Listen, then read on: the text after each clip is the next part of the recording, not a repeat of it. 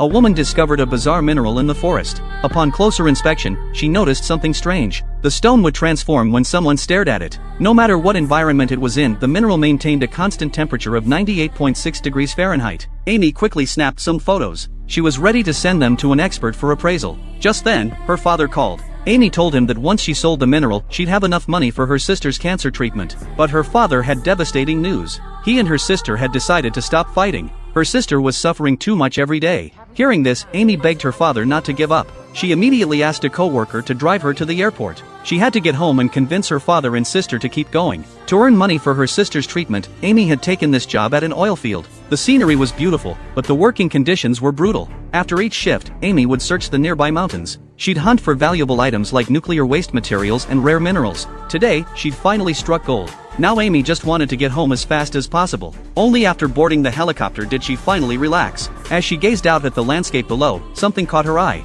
A flock of birds appeared in the distant sky. She alerted the pilot about the birds. He assured her he'd steer clear of them. But nobody expected what happened next. The birds attacked. They flew straight at the helicopter. The engine was destroyed. The aircraft went into freefall. All the pilot could do was try to control their direction and brace for impact. As the pilot kept calling out their altitude, Amy frantically fastened her seatbelt. Moments later, everything went black.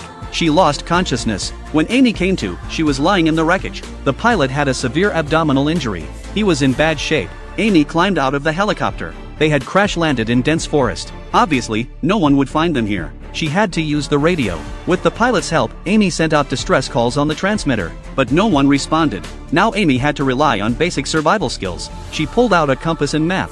She pinpointed their location. The nearest road was to the south, about 40 miles away. But in these winter mountain conditions, even with plenty of food and warm clothes, it would take 3 to 5 days to get there, and the pilot was badly injured. Walking was out of the question. Amy had to think of something else. She grabbed wooden crates from the helicopter. She used her lighter to set documents and boxes on fire. Maybe someone would spot the smoke, but the tiny fire was nothing against the vast wilderness. No one noticed. The next morning, Amy woke from a fitful sleep. She went to check on the pilot. He was dead. Then she heard wolves howling in the distance. This forest clearly didn't belong to humans. She was on her own now. She gathered all the useful supplies from the aircraft. She found a gun near the pilot's body. After organizing everything, Amy prepared to head south toward the road.